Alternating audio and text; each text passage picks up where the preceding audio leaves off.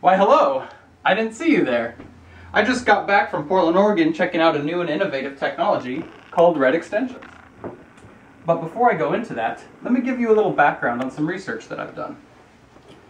The FHWA states that for individuals between the ages of 5 and 34, that crashes are the leading cause of death. Of those crashes, 4.4 million of them are at intersections or are intersection related. Over 12,000 of them result in fatalities, and over 1.4 million of them result in injuries.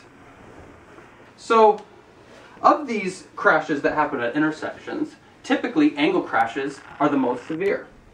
So, what's the leading cause of angle crashes, you may ask? It's actually red light running. So, how did Portland, Oregon attempt to reduce the number of crashes related to red light running? By use of a technology called red extensions. Red extensions are a dynamic extension of the red clearance interval. This dynamic extension is performed by detecting when a vehicle enters an intersection late at a point downstream of the stop bar. What do I mean by late? Late refers to a vehicle that enters during the last half of amber or during the red clearance interval. When a vehicle is detected, an additional 1.8 seconds is added to the red clearance interval. 8 intersections in Portland received red extensions. Along with these red extensions, the City of Portland performed other intersection treatments such as improving signal visibility. With the variety of intersection treatments installed at the same time, determining which upgrade had which effect can be difficult.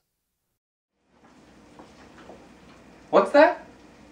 Yes, actually, there are different methods of crash analysis. In my research, 3 different methods of crash analysis were used. The simple, the comparison group, and the empirical Bayes, or EB method. While I won't go into details on those, they do have their advantages and disadvantages. So what was the general theme of each of the crash methods? Angle crashes decreased at our 8 treatment intersections.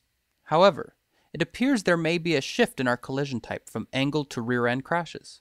So while total crashes may not have gone down, the distribution between collision types changed. By their nature, rear-end crashes are typically less severe than angle, so having a shift from angle to rear-end crashes is typically a good thing.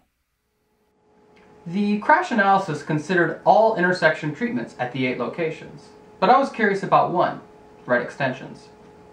To look at just red extensions, I created a simulation model in the statistical program R to model one such intersection, 82nd and Powell.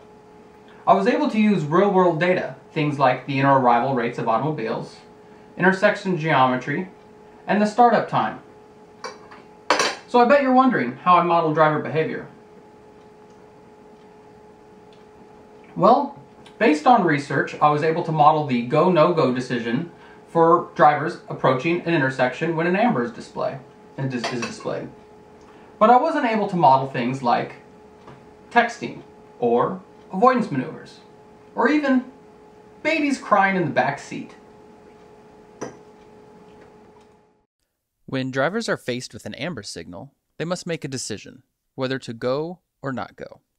In a simplified scenario, a driver deciding to go or not go is a function of their distance from the intersection and how fast they are going.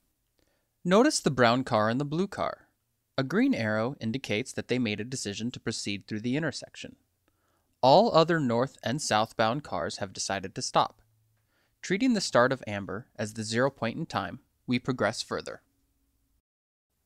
Remember, for a red extension to be activated, the detector must detect the presence of a vehicle during the last half of amber or during the red clearance interval, or from 1.8 seconds to 4.6 seconds. At 1.8 seconds, the brown car is clear of the detector, so a red extension was not activated.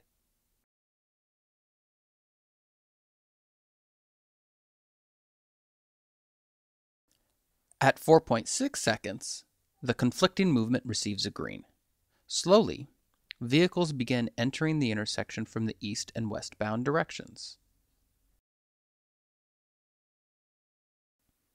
Proceeding forward, we encounter a crash between the blue and red cars. Expanding this simulation for a whole year, we encountered 12 crashes. So you might be wondering, how many of those 12 crashes could have been prevented by red extensions?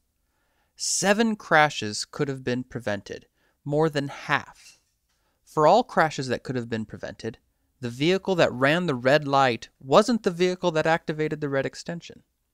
The red extension was triggered by another vehicle that also entered the intersection late, but during the time that an extension could be triggered. While the simulation suggests that red extensions can be of some value, the detection techniques currently employed might not be the best. Ideally, you would want to detect the red light runner and not randomly save a red light runner by detecting a different vehicle, a vehicle that would clear the intersection without the need of red extensions. This could be accomplished with advanced detection, but predicting if someone will run a red light or not is difficult to predict with a single point detection. If you were able to monitor the speed and location of every vehicle as it approaches an intersection, you could more accurately predict the chance of someone running a red light and extend the red clearance interval dynamically. So, all in all, the variety of treatments applied at the 8 intersections in Portland have reduced angle crashes. Red extensions show promise, while detecting a red light running vehicle past a stop bar might not be the ideal location. I hope you've enjoyed our chat, and I'll see you next time.